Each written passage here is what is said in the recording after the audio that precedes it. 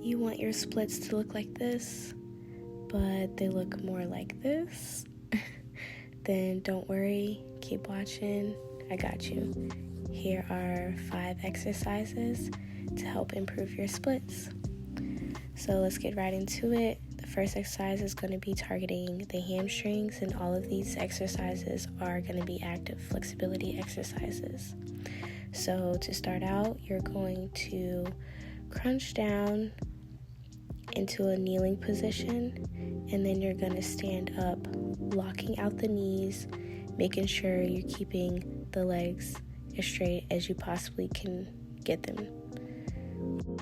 So here it is again from another angle. I'm going to bend down, touch the floor, and extend through the back of my legs. The goal is to get your head to your knees. Moving right along in this second exercise, it's going to be similar. It's going to be the same hinge motion. Most of these exercises have a hinging type of motion because we're not in a static stretch, but you're going to get into a lunge position, and then you're going to extend again through the front leg, keeping both of the legs straight. You can keep your hands on the floor for balance, but the goal is to use the muscles in your glutes and your legs to really keep yourself up, because remember, these are active. We're working on actively stretching the muscles, and we're also working them out. So again, we're going to lunge and extend through the legs. Make sure you keep your heel on the floor. Don't be like me. We want to make sure we keep contact with the floor at all times while also keeping the legs straight.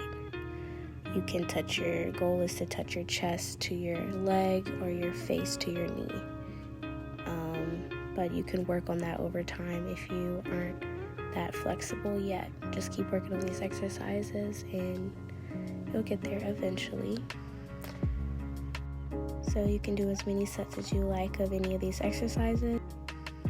And moving right into our third exercise, we're going to be starting out on all fours. We're going to get into a downward dog position, heels together, and then we're just going to march it out or walk it out. So knees are moving inward, alternating each leg. But the key here is to keep alignment with the spine and the shoulders. Honestly, my hands could be a little bit closer looking at myself, but you really want to make sure to keep that back straight. You're going to feel a nice stretch in not only your hamstrings here, but also your calves. And so again, we want to work on not just being in a stagnant motion with stretching these muscles, but we want to work on, again, actively moving them to enhance our flexibility and honestly improve your flexibility over time a lot quicker than just doing static exercises. While we're down here, we're going to go ahead and get into the fourth exercise. Almost done. This one is really good for your middle splits, but now we're moving past the hamstrings and we're working on opening the hips. So this is a really nice exercise to open the hips.